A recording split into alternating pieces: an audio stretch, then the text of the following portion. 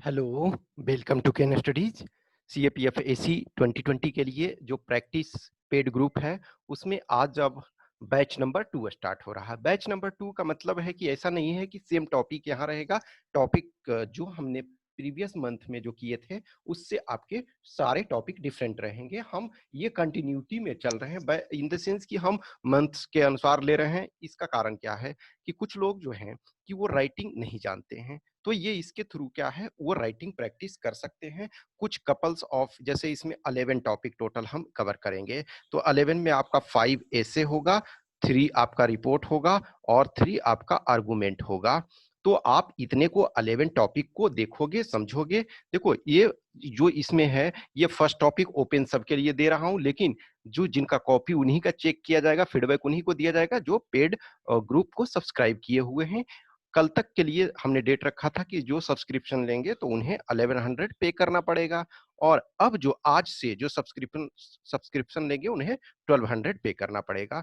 तो अदरवाइज देखो मैं सारे टॉपिक्स यहाँ नहीं करूंगा, ये पेड ग्रुप है तो वो सारे जो लिमिटेड होंगे। ये मैं टॉपिक फर्स्ट दे रहा हूँ। सेकेंड में है कि टॉपिक जो है वो हम आपको दे देंगे ये पे आपके टेलीग्राम में, और आपको लिखना है खुद से। इसमें भी आपको जो पेड ग्रुप वाले नहीं हैं, जो आप पेड वाले ने सब्सक्रिप्शन नहीं लिए हुए हैं, तो वो आप लिखें अपने सीनियर से और जो भी हैं फैमिली मेंबर्स जिनसे चेक करवाएं, और जो पेड ग्रुप वाले हैं वो आप अपना हमारे पास भेजेंगे, हम उन्हें फीडबैक भी देंगे और सॉल्यूशन भी प्रोवाइड करवाएंगे। तो देखो आज एसे का टॉपिक हम हिंदी और इंग्लिश दोनों में, तो एसे में आपके पास चॉइस है कि आप हिंदी और इंग्लिश दोनों में लिख सकते हो।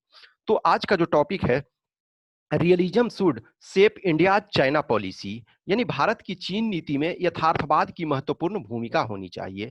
सबसे पहले टॉपिक को समझना हमारे लिए इंपॉर्टेंट होता है कि इंडिया और चाइना का जो रिलेशन है वो लंबे समय से प्रॉब्लमेटिक चलता आ रहा है। लेकिन 1962 वॉर के बाद देखोगे, या कुछ कपल ऑफ प्लेसेस पे छोड़ करके इस ढंग का सिचुएशन, जैसे गलवान वैली में जो हुआ कि हमारे 20 सोल्जर्स जो हुए वो झड़प में वो शहीद हो गए, उनके भी कुछ लोग मारे गए, उनके भी सैनिक मारे गए। लेकिन इस ढंग की सिचुएशन, हाँ फॉर्चुनेट है कि फायरिंग की नौबत नहीं आई है लास्ट मोर देन 50 ईयर्स में।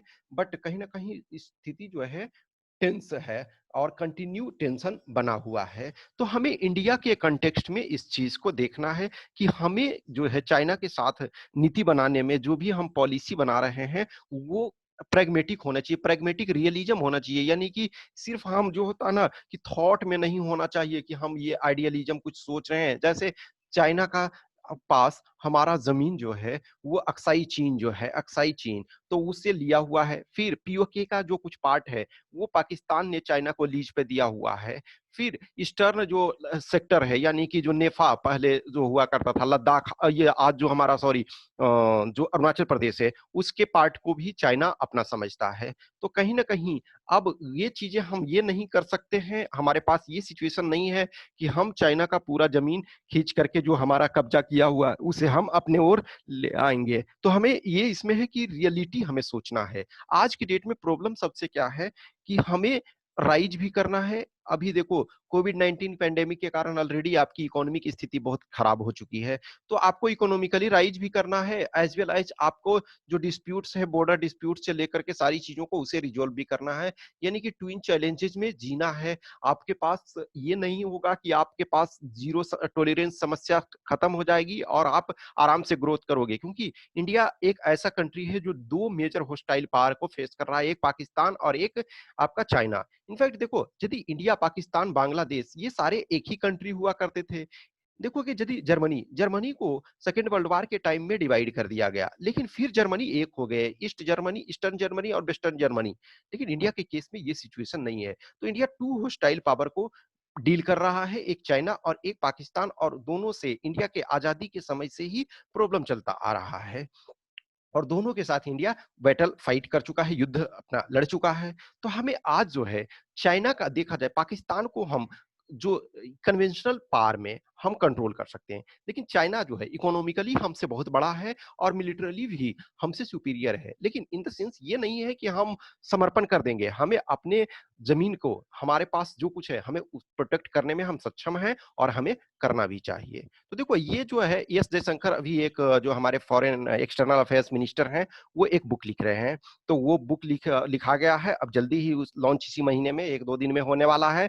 तो उसमें से कुछ लाइन्स हमने वहीं से लिया हुआ है। तो ये आप इसको इंट्रोडक्शन में एज़ सच वर्बेटिम आप लिख सकते हो। Getting India's China policy right will be critical to India's prospects and doing so will require going beyond traditional assumption said external affairs minister S Jaishankar. अब जैसे हिंदी वाला है, तो हिंदी वाला आप जो लिखोगे कि भारत चाइना के साथ या भारत की चाइना पॉलिसी जो होना चाहिए, वो भारत के विकास के लिए वो अति महत्वपूर्ण है। और जब हम चाइना के साथ अपने रिलेशन को, अपने संबंधों को देखते हैं, तो हमें अब तक के जो चीजें हुई है, उससे आगे सोचना पड़ेगा। जो वो पारंपरिक तरीका है, वो आज के डेट में वैलिड नहीं है, हमें उससे बियॉन्ड सोचना पड़ेगा। तो से एक्सटर्नल अफेयर्स मिनिस्टर जयशंकर। अब यदि ये सिचुएशन, ये टॉपिक आता है, तो आपको ये एज सच लिख देते हो, तो ये अपने आप में बहुत पॉजिटिव होगा। नेक्स्ट आपका जैसे बॉडी, इसमें कुछ और चीजें ऐड करोगे।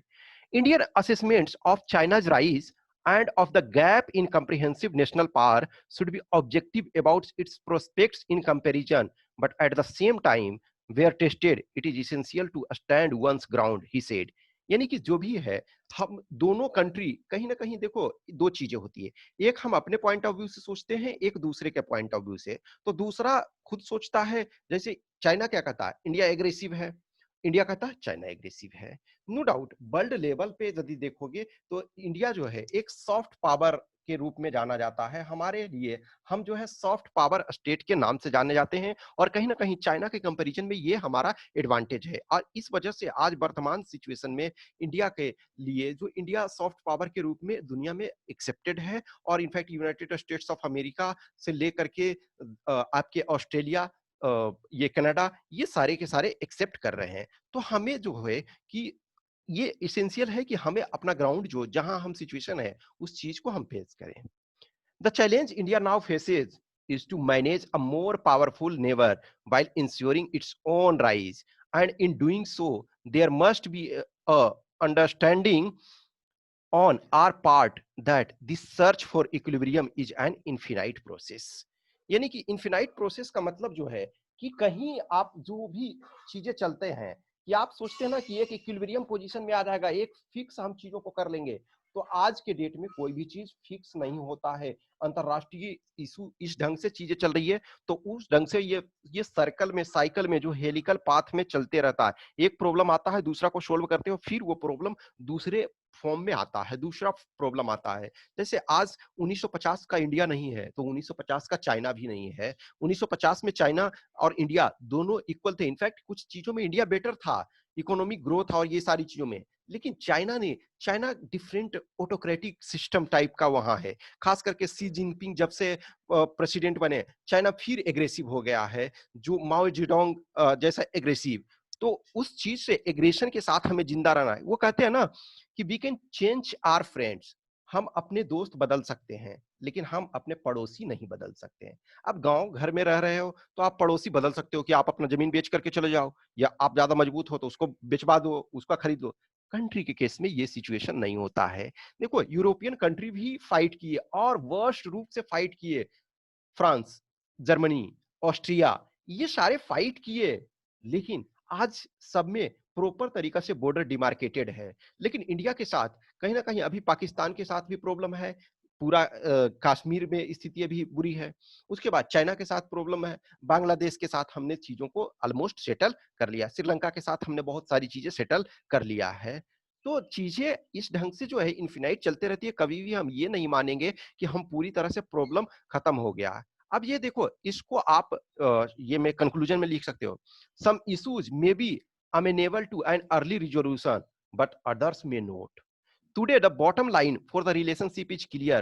Peace and tranquility must prevail on the border if the progress made in the last 3 decades is not to be jeopardized. The border and the future of ties can not be separated.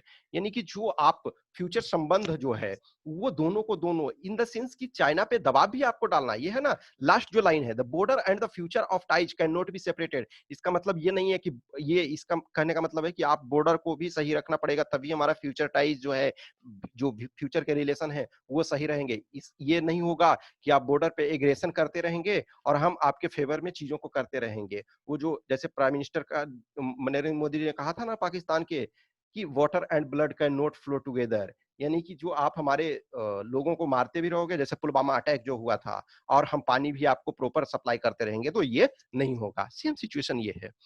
देखो China के साथ है कि हम aggressive policy उस ढंग से नहीं अपना सकते हैं। हमेशा मानो या ना मानो, पाकिस्तान के साथ जो होता है तो हम एग्रेसिव पोज में आज के डेट में आ रहे हैं।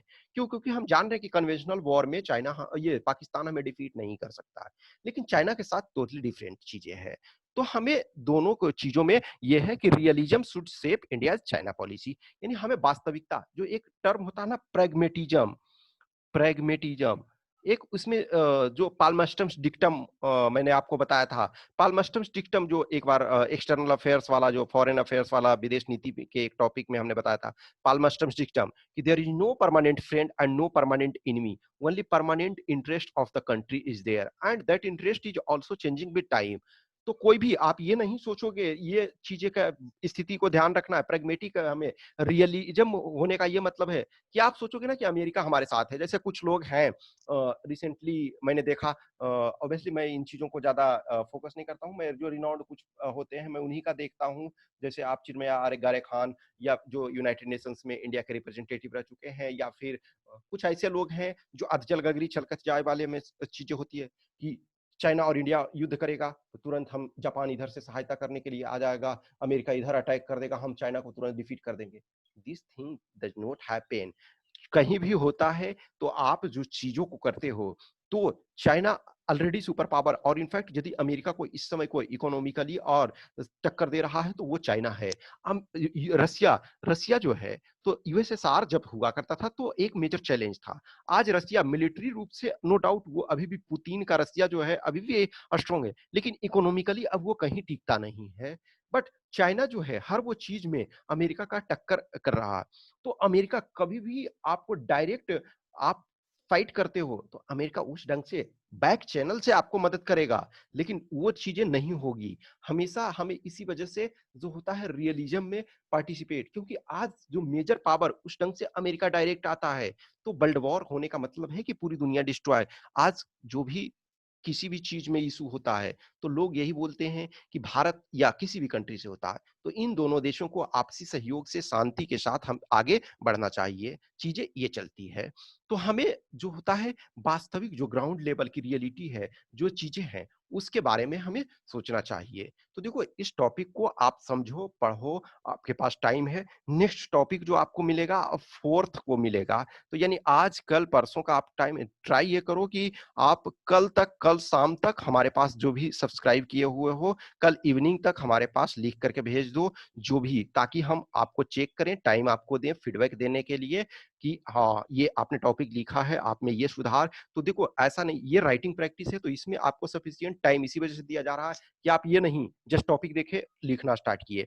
आप इसको पढ़ो, इस चीज को समझो, क्योंकि ये प्रॉपर आपका प्रैक्टिस है। अब आपके 3.5 मंथ आपके एग्जाम में है, तो उस चीज को आपको पढ़ना है, समझना है। उसके बाद टॉपिक को लिखोगे और वो हमारे पास भेजोगे जो सब्सक्राइब किए हुए हो, और उसके बाद मैं आपको स्टडी करूंगा उसका जो आपने लिखा है।